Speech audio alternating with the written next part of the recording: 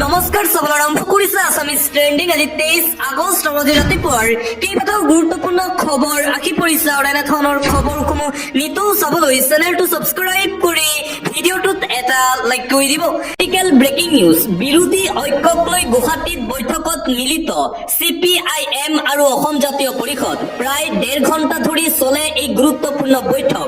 উপস্থিত থাকে CPIMৰ বিধায়ক মনোৰঞ্জন তালুকদাৰ, শীৰ্ষ নেতা সুপ্ৰকাশ তালুকদাৰ, AJPৰ লুৰিণজ্যোতি গগৈ, জগদীশ ভূঞা, চিত্তৰঞ্জন বসুমতাৰীকে ধৰি দুয়োটা দলৰ কেইবাগৰাকীও শীৰ্ষ নেতা 2026 চনৰ বিধানসভা নিৰ্বাচনৰ পূৰ্বে যাতে বিৰোধীয়ে একত্ৰিতভাৱে নিৰ্বাচনত অৱতীৰ্ণ হ'ব পাৰে তাৰ বাবে এই গুৰুত্বপূৰ্ণ বৈঠক যোৱাকালি অনুষ্ঠিত হয়।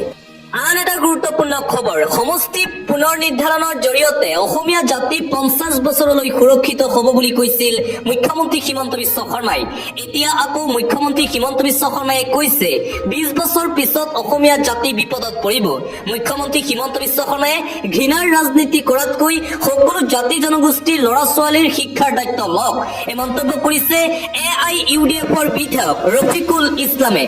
পুনৰবাৰ মুখ্যমন্ত্ৰী হিমন্ত বিশ্ব শৰ্মাৰ বিৰুদ্ধে সৰব হৈ পৰিছে ধুবুৰীৰ কংগ্ৰেছৰ সাংসদ ৰকিবুল হুছেইন। হিমন্ত বিশ্ব শৰ্মাই নিজৰ ব্যৱসায়িক দৃষ্টিভংগীৰ বাবে আদানীক 30,000 বিঘা ভূমি দিয়াৰ বাবদ অসমত উচ্ছেদ অভিযান চলাইছে। উচ্চ ন্যায়ালয়ৰ ন্যায়াধীশে কৈছে এইটো ইমান ধেমালি কথা নহয়। পুনৰবাৰ হিমন্ত বিশ্ব শৰ্মাৰ বিৰুদ্ধে এইদৰে সৰব হৈ পৰিছে ধুবুৰীৰ কংগ্ৰেছৰ সাংসদ ৰকিবুল হুছেইন। আন এটা গুৰুত্বপূৰ্ণ খবৰ, বিজেপিত পুনৰ খহনীয়া, BTRত নচলিব নেকি হিমন্ত বিশ্ব শৰ্মাৰ যাদু। নিৰ্বাচনৰ পূৰ্বে বিজেপিত মুখ্যম আঘাত দেখিবলৈ পোৱা গৈছে BTCত। BTRত বিজেপি দলত অব্যাহত আছে ধাৰাবাহিক পদত্যাগৰ ধুমুহা। বিজেপিৰ প্ৰতি মুখভংগ হৈ BPFত বৃহৎ যোগদান কাৰ্যসূচী।